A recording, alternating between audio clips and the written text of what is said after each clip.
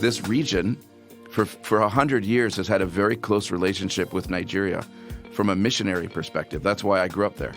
But it's never pivoted from sort of missions and charity to business. And in the end of the day, what Africa needs now is not the aid, but it needs that investment. It needs those investment dollars.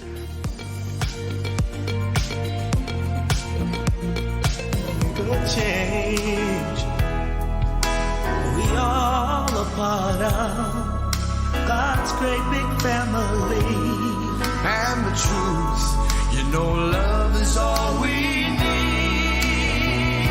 We are the world. We are the children. Welcome to Acton Line, a product of the Acton Institute for the Study of Religion and Liberty.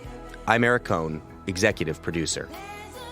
Anyone of a certain age will remember the massive hit that was We Are the World, the Michael Jackson, Lionel Richie, and Quincy Jones produced charity single by USA for Africa. The considerable profits from that hit song went to the USA for Africa Foundation, which used them for relief of famine and disease in Africa.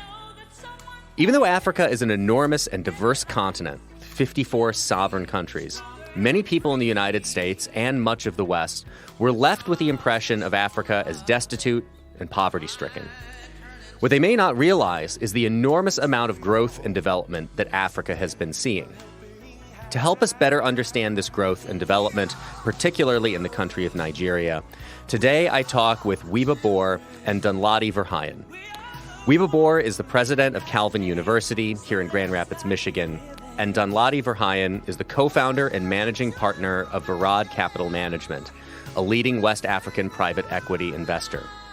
Today I talk with them about their experiences growing up in Nigeria and what they are seeing with the booming growth that country is experiencing. You can find additional resources in the show notes for this episode, as well as find previous episodes of Acton Line on our website at acton.org/actonline. And if you like this program, you can help us reach even more listeners by sharing it with a friend and leaving us a 5-star review on Apple Podcasts. We welcome your comments as well. Acton Line is available on Apple Podcasts, Google Podcasts, Spotify, or wherever you listen. We are the children. We are the ones who make a brighter day. So let's start giving. Dr. Wiebe Boer is the president of Calvin University in Grand Rapids, Michigan. He has spent 2 decades serving in the private and social sectors in 4 countries on 2 continents. His work is consistently focused on leveraging private capital to create social impact. Boer earned a doctorate and 2 master's degrees from Yale University and a bachelor's degree from Calvin, all in history. He has served professionally in economic development, management consulting, philanthropy, and impact investing. For 12 years, Boer lived in Lagos, Nigeria, most recently serving as CEO of All On, a renewable energy investment fund of Shell. Born and raised in Nigeria as the son of Christian Reformed Church missionaries, Boer holds citizenship in the Netherlands, Canada, and the United States. Danladi Verheijen is a co-founder and managing partner of Verheijen Capital Management. Prior to founding Verheijen, Danladi held roles at Citibank Nigeria, Ocean and Oil Holdings, and at McKinsey & Company. He also sits on the board of the African Venture Capital Association and the Private Equity and Venture Capital Association of Nigeria. He was named a Young Global Leader by the World Economic Forum in 2014. He received a degree in electrical engineering from Calvin College and in engineering, economic systems, and operations research from Stanford University and an MBA from Harvard Business School. Wiebe Boer and Danladi Verheijen, welcome to Acton Line. Thanks for having us. Thank you. I want to start with, before we get into our conversation, I want to give both of you a chance to introduce yourself to the audience, tell a little bit about your background, what you have done, what you're doing now. Wiebe, we'll start with you. Yeah, mine will be much quicker. Danladi's is a much longer story of accomplishments. So I was born and raised in Nigeria as a missionary kid, and actually went to a mission school there. And in grade 5, actually Danladi came to the same school, and we've been close friends ever since. Finished high school there and then came to Calvin College at the time. And then from Calvin, I did a degree in history, then went to Yale University. While I was in Nigeria doing my doctoral research, Danladi and I co-founded with a bunch of other friends an internet service provider in Nigeria. One of the first ones in central Nigeria, certainly the first one in the city we grew up in of Jos, and built it into a decently sized, fast-growing business. And then over time, it eventually went bankrupt. So that was our first experience of being entrepreneurial together. And we still remain friends, which I think is very important. But that experience kind of taught me that I was really interested in entrepreneurship and sort of more of the private sector. And so from completing my doctorate, I then didn't stay in academia and then spent the last 20 years mostly in Africa, working in various either for-profit or not-for-profits, but even in the not-for-profits like Rockefeller Foundation, Tony Elumelu Foundation, it was always focused on kind of building business, entrepreneurship, and that kind of thing across the continent. Danladi, you? Hey, thanks. As you can see, my background is quite intertwined with Wiebe's.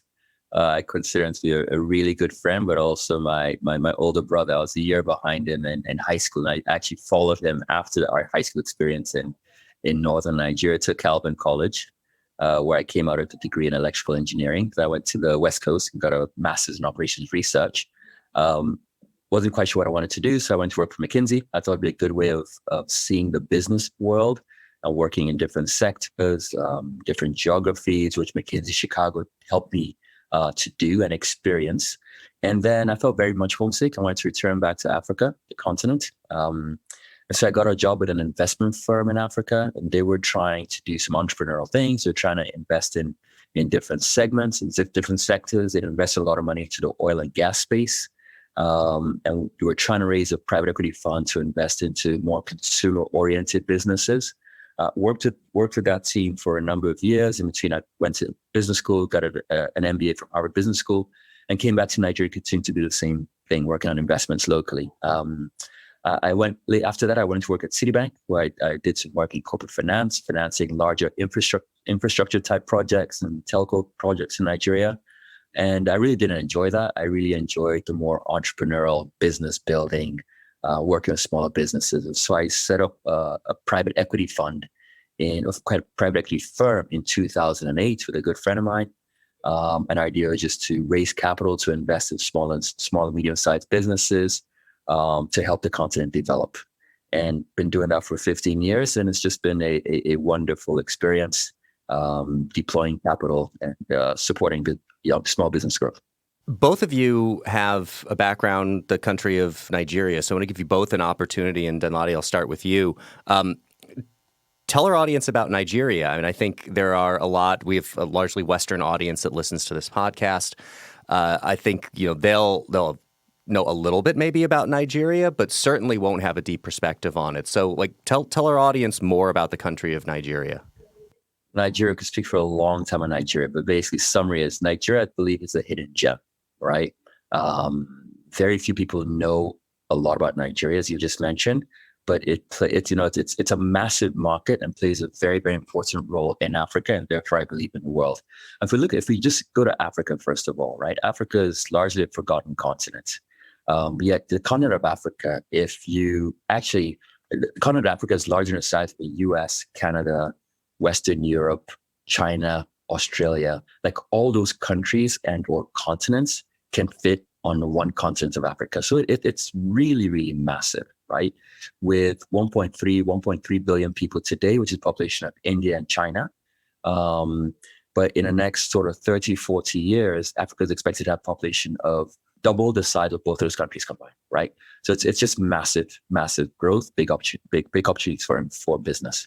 Nigeria is the largest country on the continent of Africa. Nigeria has 250 million people. So 1 in 5 Africans is Nigerian. 1 in 6 Black people walking around any parts of the earth is Nigerian. So it's a massive market. It's growing very fast, extremely fast. Birth rates of 5 kids per female on average, which is just huge. And it's soon projected to be the 3rd most populated country in the world after India and China on its own. So great potential, lots of natural resources. As you can tell, just from the population, that just creates a massive workforce as well as a massive consumer base to sell products and services into.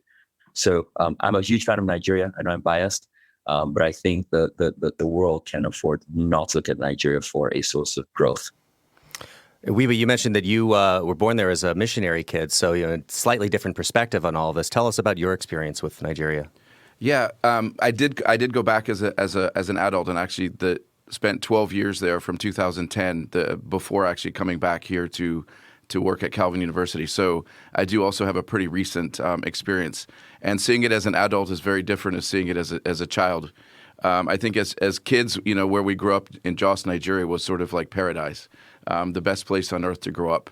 But you see Nigeria as an adult, it's very different. It's very different, but equally, just like Danladi said, a hidden gem.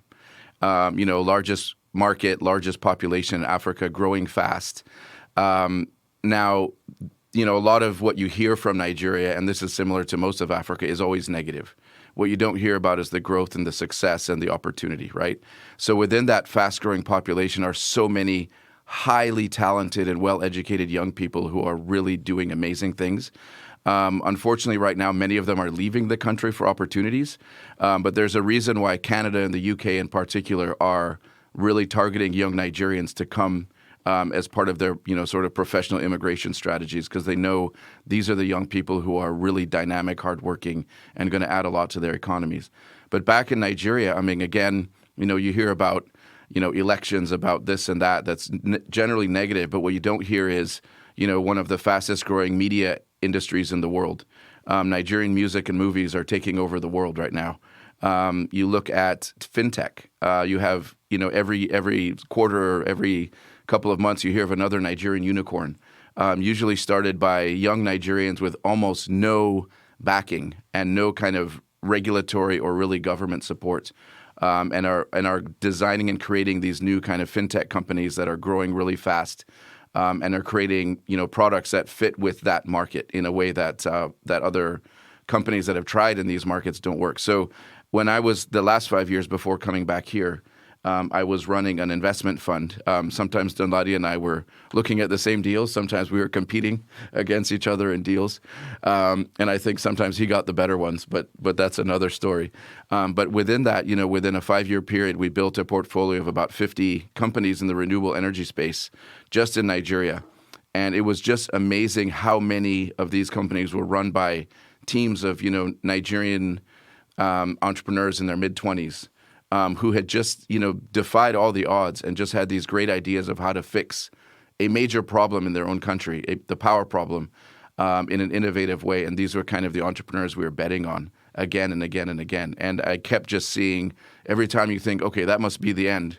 That must be the last great idea. And then the next day you hear another one, and then you hear another one. And so it was really inspiring. And that's the side of Nigeria and then Africa generally that we really need to hear more about. Danladi, the question I wanted to ask, and Wiebe kind of hinted at a little bit, and I'll give you a chance to come back and expand on that as well. What do you think people in the West get wrong in their impressions of Africa in general, and to the extent that they're knowledgeable or think about Nigeria? What do they get wrong? What do we get wrong in the West about Africa, and what is happening in Africa in terms of development? It's a very good question. I think there are potentially two things, and we touched on them. One is just the availability of talent. There is a lot of really, really great talent locally, within, business, science, music, acting, drama. So, there's a lot of local talent that's available, right? A lot of folks just don't have the same opportunity for that talent to emerge. But if you look at, the many different fields, amongst, I think the demographic within the US that has the highest number of master's degrees as a portion of population are Nigerians and Ghanaians, right, in the US. You got hospitals full of Nigerian doctors and nurses. You've got the NBA games that just played recently, and you had 3 Nigerian artists playing in a halftime show, right, which has never happened before. You've got the NBA draft, and you've got far more Nigerians joining the draft as before. So just across the field, again, athletics, music, and the business world, You just have a lot more Nigerians coming to the fore. And this, a lot of people don't know, right? But it's happening. The second is sort of the economic potential of the continent, which we've also spoken about. I think people can't grasp the size of this continent, which is why I try to lay out, like, if you just look at things geographically, how big Africa is from a population standpoint, how massive it is, right? And this is an opportunity, but it's also a threat, right? So, from another lens, I feel, and this is it's a massive drive for me and my business, and for many other folks. I feel like one of my raison d'etre is to create jobs. If we don't create jobs for this population boom, then it's gonna be a little problem for the world. I think today, and this is a scary point, I think, but I think it's real. If we think there's a migration issue, and there is a migration issue, the southern borders of the U.S., migration issues coming into Europe, right? Lots of migrants coming by boats into Italy, into Spain. We hear about this in news all the time. With the population of Africa today, and where it's projected to go, if we don't create jobs on the continent, it's going to be not 10 times worse, maybe 100 times worse, right? So for me, there's an opportunity there, but then there's also there's a responsibility that many of us have to create jobs on the continent. And the talent is there, right? It's about devoting resources and helping to drive the right policies such that more businesses can flourish, more people can be employed. I'll speak for myself as I've been told that the term for people born around the time I was is elderly millennial, which I've got a bone to pick with whoever is picking this terminology. But I feel that so much of the perception that my generation would have of Africa in general is tied back to popular culture. And you think of USA for Africa, and you think of We Are the World, and this impression that is given off of just it is, poverty all the way down. And the stories that you're telling and that I've been able to become familiar with through my professional work, including here at the Acton Institute, is just how non-representative that is, and how complicated that aid relationship, if you want to go back to like USA to Africa and other attempts like that, has been. So feel free to expand more on what do we get wrong here in the West in our perceptions of Africa? To what extent are we still clinging to that, rock chorus influenced perception of this continent and the countries that make it up? Yeah, that's a great question. And, Ethiopia itself is actually a country, that was where USA for Africa and Band-Aid and all that was focused. In the 2010s, for most years, Ethiopia was, if not the fastest, the second or third fastest growing economy in the world throughout the entire decade.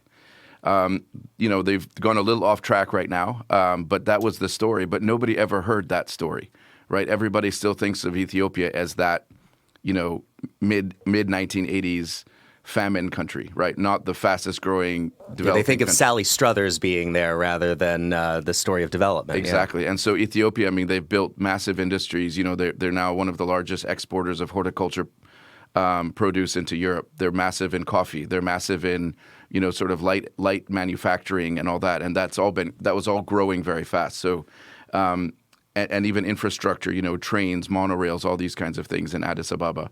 But that was never talked about. So I think that's the main thing, is people only hear the negative. Like right now, what is the only thing you're hearing coming out of Africa? It's Sudan. It's the conflict in Sudan. It's not the fact that Africa's economy as a whole, the African economy, is growing at twice the pace of the global average. That's what you don't hear. You don't hear that there's $1 trillion consumer economy, that's $1 trillion growth economy that's rising.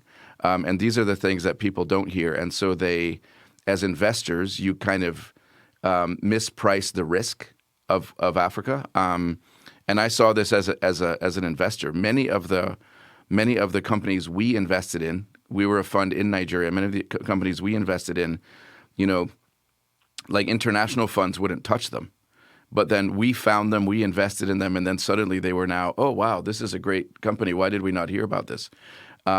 Because, most investors were looking at sort of those foreign companies operating in Africa and didn't believe that there was this homegrown talent that you could invest in. And the reality is, in the portfolio that we had built in that investment company, it was the small number of non-Nigerian companies that had come into the market that actually struggled the most. And it was the homegrown companies that were the fastest growing because they knew the market. But a typical investor would have looked at them and just said, oh, the risk is too high because of all these stereotypes. So I think it's such a clear example of where we get it wrong. We actually had the president of the African Development Bank came and did the Calvin University commencement address this year. The African Development Bank is rated as the #1 development bank in the world, $208 billion balance sheet.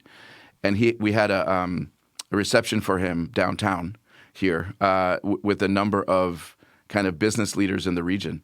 And these are all, very astute businessmen and women who have built phenomenal, global companies, but almost none of them are in Africa in any meaningful way. And they were just shocked when, President Adesina was talking about all the opportunities, the growth and all that. And every one of them was, oh, we need to get there. We need to get there. And what's interesting is this region for 100 years has had a very close relationship with Nigeria from a missionary perspective. That's why I grew up there. But it's never pivoted from sort of missions and charity to business. And in the end of the day, what Africa needs now is not the aid, but it needs that investment. It needs those investment dollars because that's what generates growth. That's what generates wealth. That's what creates jobs, like what Danladi said. So we just need to change that narrative and start investing in a meaningful way and realizing that, there's some risk. The risk is different from here or other markets, but not necessarily greater. So the story that you've told of this incredible development is going on there, and then compare that back to what we just started talking about with the perception that people in the West have of Africa. What changed? What has unleashed this kind of development that is going on that you've both detailed so far? I think the world has become more global, right? So, information travels a lot easier. That's one. Two, a lot of global markets are slowing down. And people do realize people are searching for growth. And the growth opportunity in Africa is becoming just a lot more evident to folks as companies do search for growth. You've got a lot of countries that are aging, right, with birth rates that are far below replacement value. So even national policies have forcing their own businesses to look for areas of growth. You've got talent. So sort of, Africans who went to the US or to UK or to Germany or other countries to be educated, maybe might have spent some time working in companies or startups in those regions, and they're all coming back to Africa, or they have been coming back in waves. Actually, sometimes they come and they'll leave in waves and then they come back again. But a lot of these younger entrepreneurs have come back to set up businesses and grow businesses.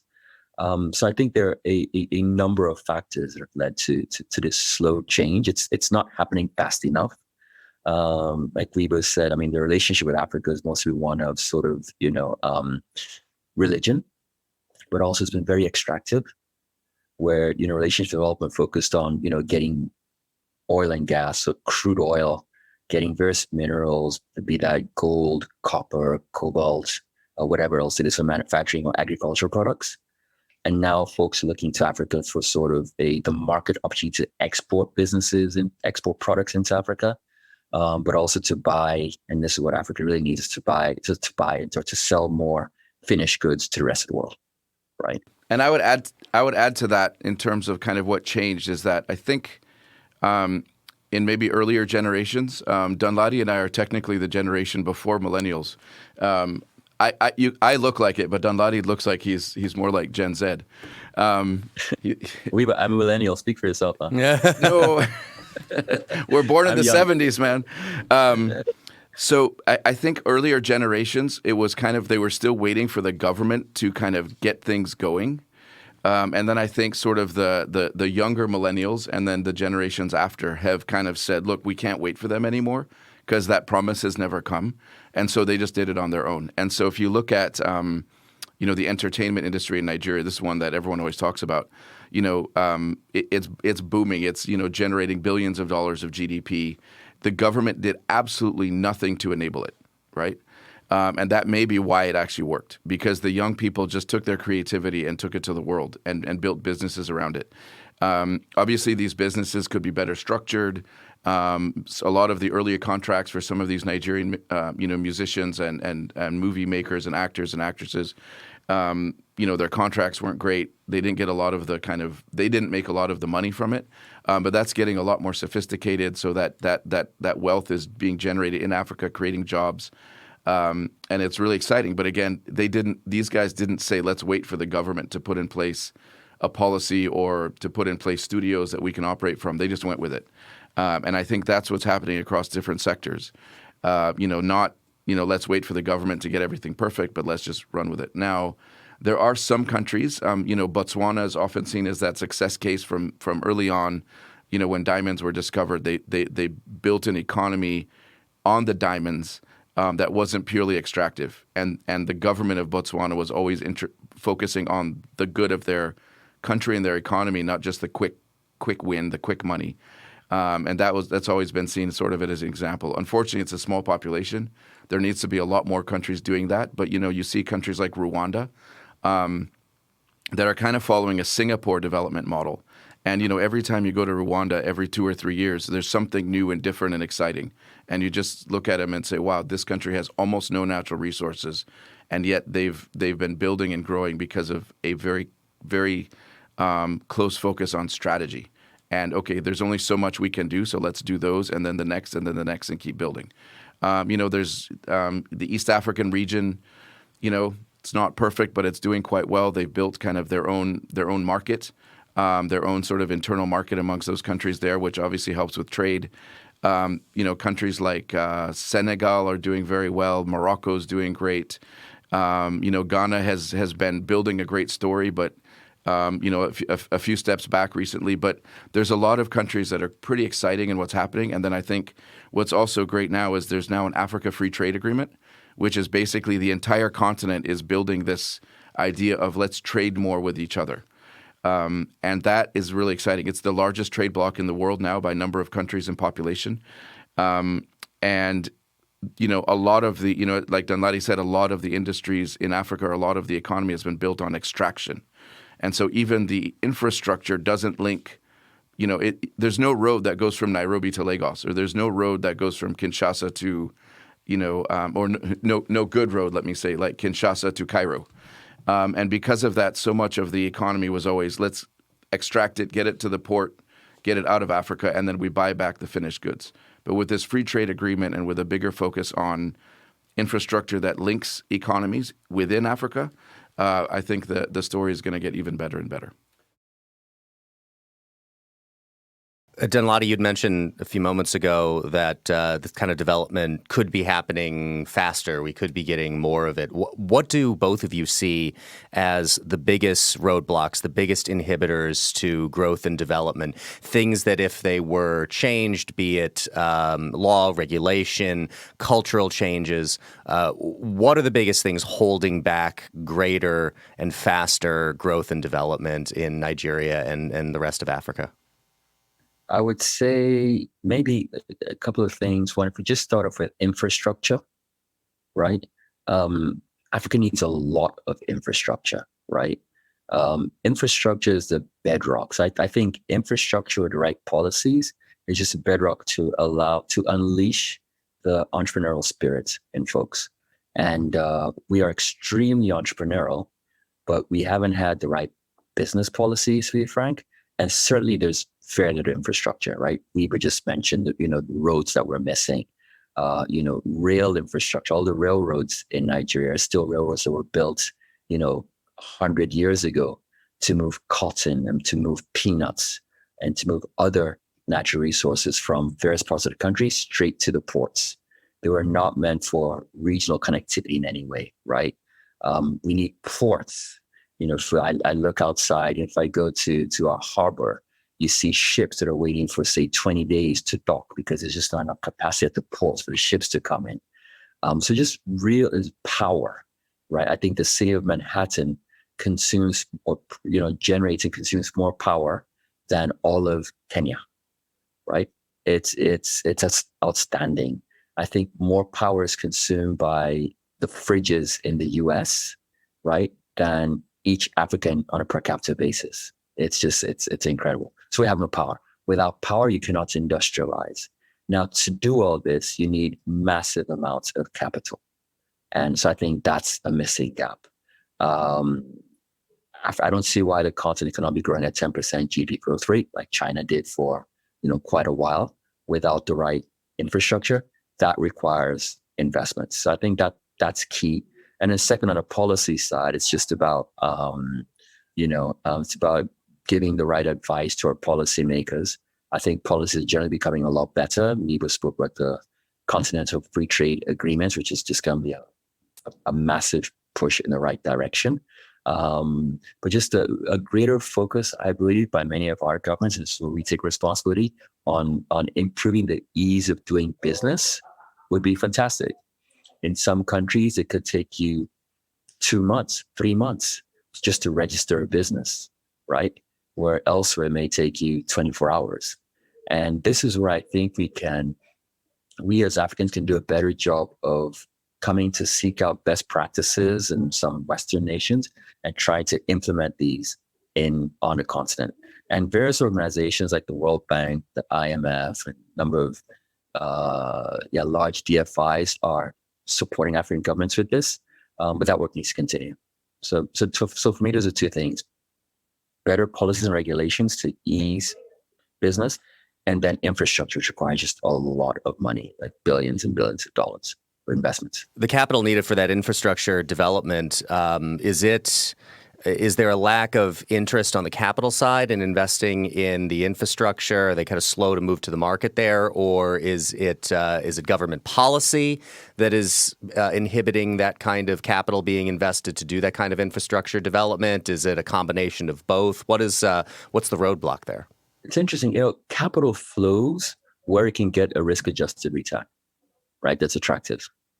Today, so if I look in my space, the private equity space, right? Today, funds in the US, Western Europe, and parts of Eastern Europe can generate 20% dollar returns to their investors, right? If that's the case, will that same capital come to Africa for longer term projects that are perceived to be riskier and are potentially slightly more risky, right? What would be the incremental return required for that capital to come to Africa? Now, is that 500 basis points? Is that 1,000 basis points? It's probably somewhere in that range. Now, how many infrastructure projects can return 30% US dollar rates over a long period of time? They don't really exist, right? So there is just competition for this capital, right? And there's less and less. There is concession capital, but it's just not enough. Now, I know there's also a lot of concern, which happened more recently, about capital coming from China with fewer strings attached to it, and better rates. And of course, with sort of the geopolitical tensions between the West and China, there's some concern about that. But therefore, we are seeing a lot more infrastructure projects on the continent being financed by China because it has a lower return requirement, right? And I think this is something that the world sort of needs to decide on, right? Because, if we're trying to get the returns we get elsewhere today in Africa, Africa just will not develop. But I think if sufficient capital is devoted to Africa and develop this infrastructure and create the businesses, then suddenly this is a large market for the rest of the world. You'd mentioned in your introduction, telling us a little bit about yourself and how you two know each other, this ISP business that had gone bankrupt. I want to ask you about that because this is a bit of a hobby horse for me, is divorcing in people's minds, particularly Western American minds, the association with bankruptcy that is almost inevitably tied to the game of Monopoly, that when you go bankrupt, the game is over, right? Which isn't reality. There's certainly nobody wants to go bankrupt, but there's a purpose and a point to it, right? It helps you reorganize companies that can help them continue on after that. So that kind of the existence of it, the availability of that as a legal process is incredibly important. if you would, tell us a little bit about your experience there, and like what lessons did you learn out of that whole experience, out of a company going bankrupt that, you know, informed the way that you other enterprises that you've been involved with, you've proceeded there. Right. And just to be clear, Danladi and I have been involved in a lot of other businesses that have done very well, including an agriculture business that the two of us actually recently invested in as on a personal level. So, but yeah, I think on that one, look, it was a group of friends. We were all in our early 20s, and we each put in, you know, a few $1,000s from our savings. Like it wasn't, you know, this massive thing. And it did really well at first. And the focus was going to be to bring kind of internet to second and third tier markets across northern Nigeria.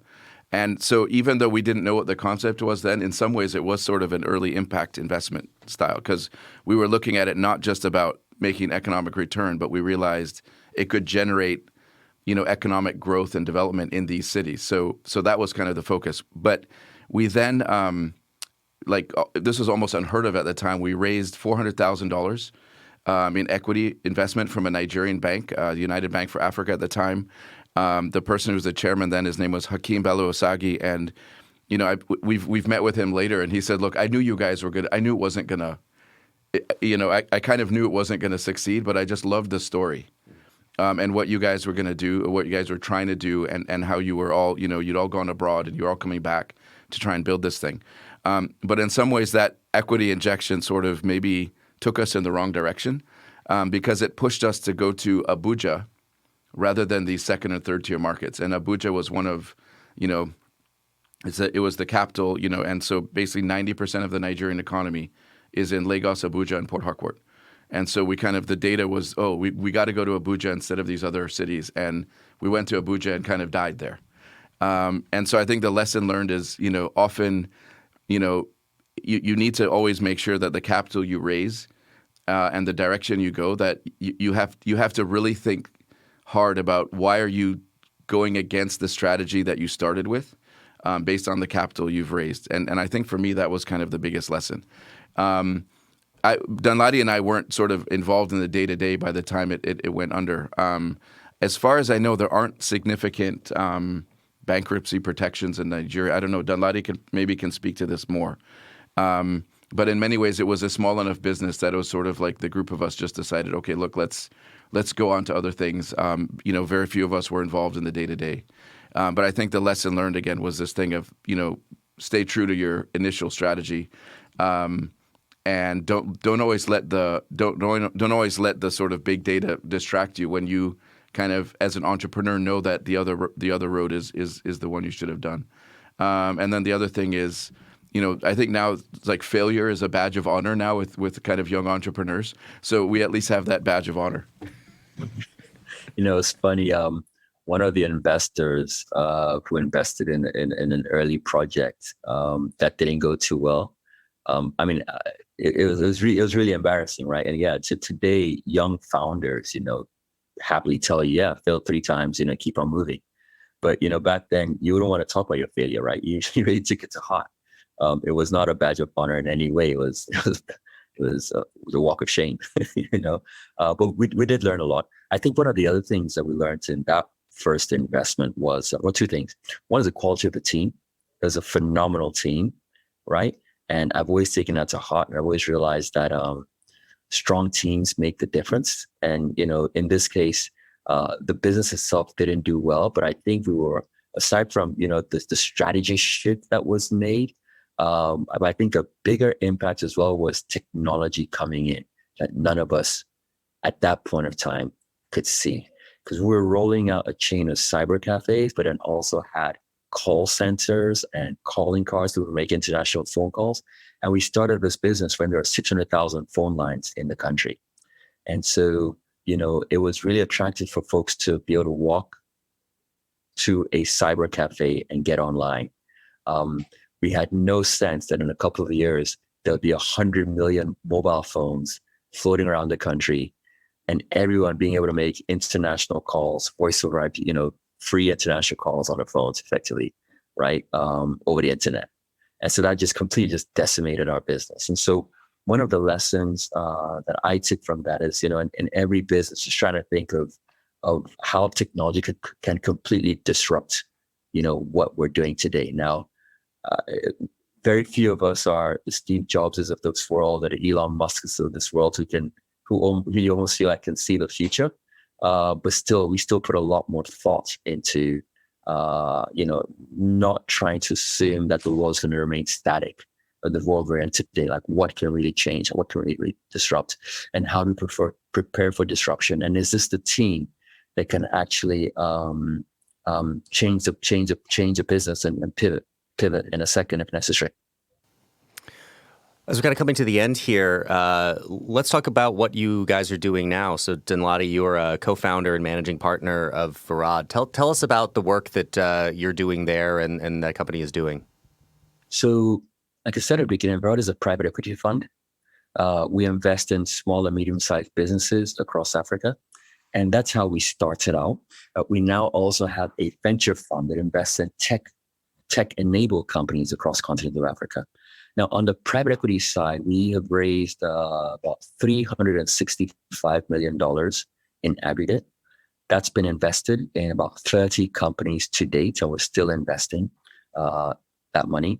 And it's, we've invested in, give you a sense, pharmaceutical manufacturing companies, pharmaceutical retailers, K-12 schools, fish farms, fruit juice manufacturing businesses, a cosmetic retailer, apparel manufacturing companies. So really a diverse group of businesses, primarily in Nigeria and Ghana, right? And like I said earlier on, the key emphasis has been creating jobs. So we have maybe close to 8,000 jobs, 9,000 jobs have been created within the portfolio. We're really growing pretty fast. And that's just been, of immense satisfaction and pride to me.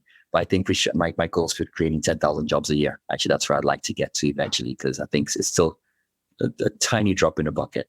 But that's just the main focus. So invest in small, medium-sized businesses, invest equity in these businesses, help them grow, and then sell them to a larger strategic company or to another financial investor. Now, on the venture side, there we run that business out of offices in Nigeria and Kenya. We've got 5 colleagues there, and they're investing in tech-enabled businesses across the continent. So invested in East Africa and West Africa, in Egypt as well.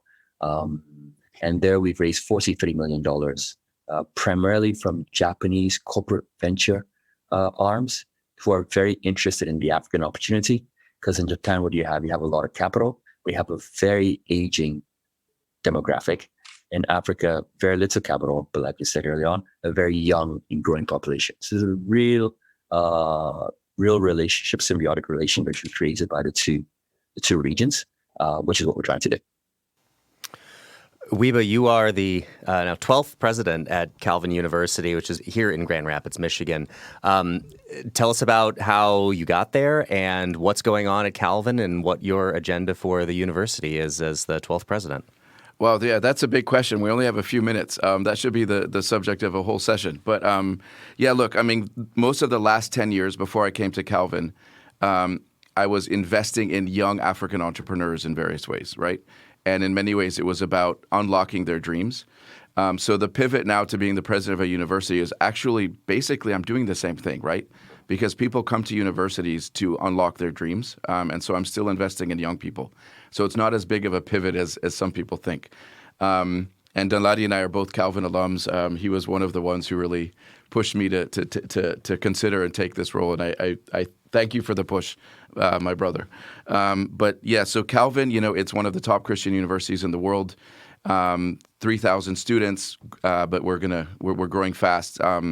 We have 100 different degree programs that we're solidly liberal arts. But we're kind of that school that does the both and, right? So we are liberal arts, but also really strong in professional programs, engineering, nursing, education, et cetera.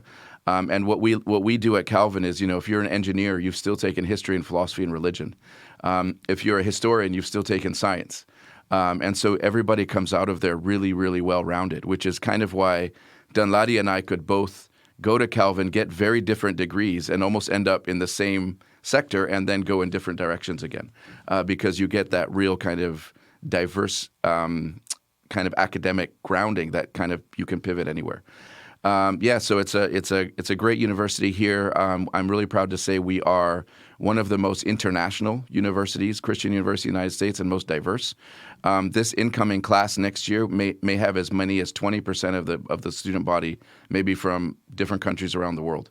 And so it's really a place that people come from all over the world and come here to Grand Rapids and, get to know each other, build relationships, and study and learn together, so that when they graduate from here, whether they're from Grand Rapids or they're from Lagos, they leave with a great grounding and a great academic grounding, a great faith grounding, but also great friendships that they now take into their life, and sort of as they build through their career, they now interact with people not just in their county but from across the world. So we've just opened a new business school last year. The next thing we're working on is a big school of health.